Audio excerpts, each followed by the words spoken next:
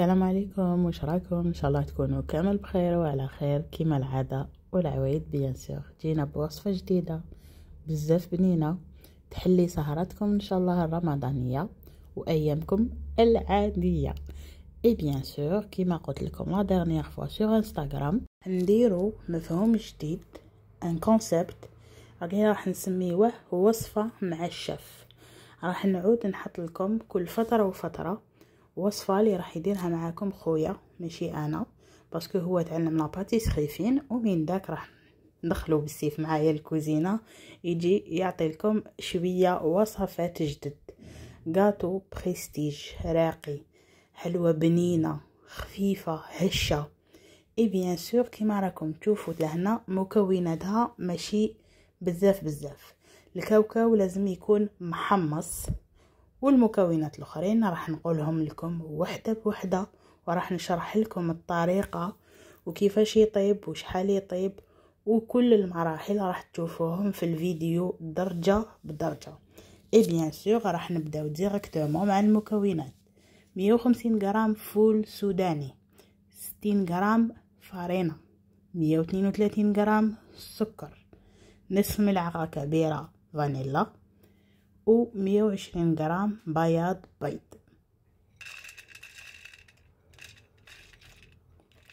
راح نقوموا بالطحن، نرحيو الكاوكاو المحمص تاعنا متوسط، ما يكونش خشين بزاف وما يكونش رقيق بزاف كيما راكم تشوفوا.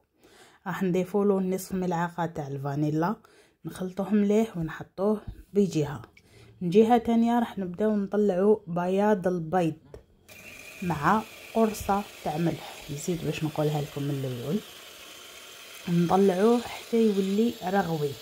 من بعد راح نبداو نضيفوا السكر تاعنا على 3 دفعات، ورانا نكملوا نضربوا ونزيدوا بشويه السكر ديالنا حتى نتحصلوا على لو بيك دوازو، منقار العصفور كيما راكم تشوفوا. كي نقلبوه ما راحش يطيح. معناتها بياض البيض تاعي نجح معايا. راح ناخد الفارينه تاعي وراح نغربلها مليح. بيان سور تحبوا على 3 دفعات، تحبوا على دفعه واحده باسكو كميه قليله.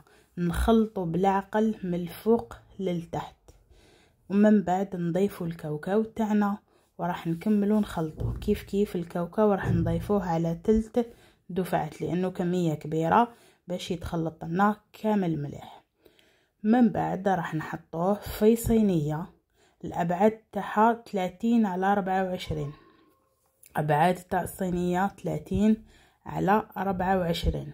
راح نوزعو كامل الخليط ويكون متساوي.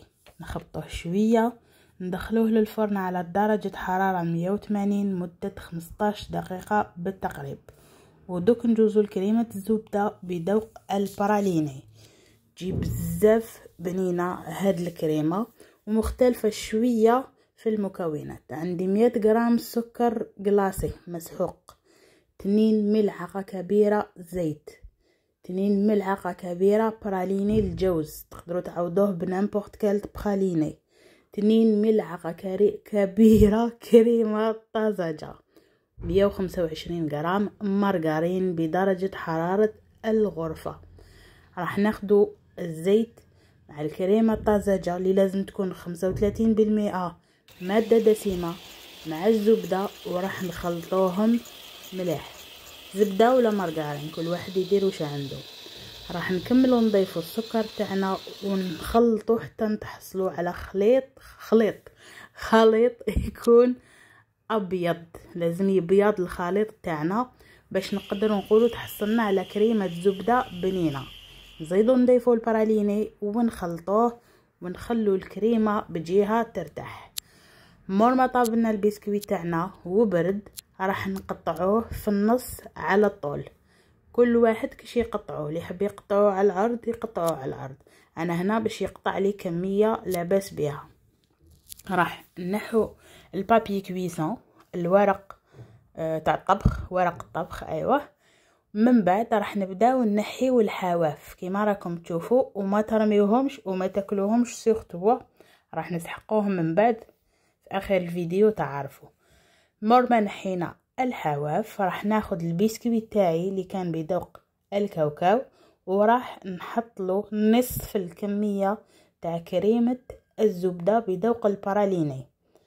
نسويوها مليح على كامل السطح، يكون مليح بيان فيني بيان فيني تلفت ليك شو نترجمها لكم، مستوي مسقم سي لو بلوز امبورطون. نضيفوا الطبقة الثانية تاع البسكوي ونكملوا النصف الاخر تاع كريمة الزبدة، نمشيوها كامل على البسكوي من الفوق ونفينيوها مليح، يكون السطح تاع الكريمه يكون املس. ايوه نورمالمون نصبتها راني شاطره كيما راكم تشوفوا هنا الكريمه تاع الزبده مشيناها مليح، راح ندخلوها للمجمد نصف ساعه باش نقدروا نقطعوها مليح. نحيو الحواف كيما راكم تشوفوا في الجهات الاربعه باش يكون الملمس مليح وتكون لا فينيسيون. من بعد راح نقطعوها بخاسك دو دوا، زوج صباعتين ونقطعو كي تكون جامده تجينا سهله. هادوك اللي نحيناهم من الاول قلت لكم خلوهم بالك وتاكلوهم، راح نفتتوهم على السطح، نطابوتيو ونعبزو مليح من الفوق باش يشدوا في الكريمه، نرشوا عليهم شويه سكر غلاس، ونقول لكم بصحتكم جربوها وردوا لي الخبر بالك وتنساو. ان شاء الله الوصفه تاع الشاف اليوم عجبتكم ونالت الرضا تاعكم. ان شاء الله نتلاقاو في وصفه اخرى عن قريب. دمتم في رعايه الله وحفظه، والسلام عليكم ورحمه الله.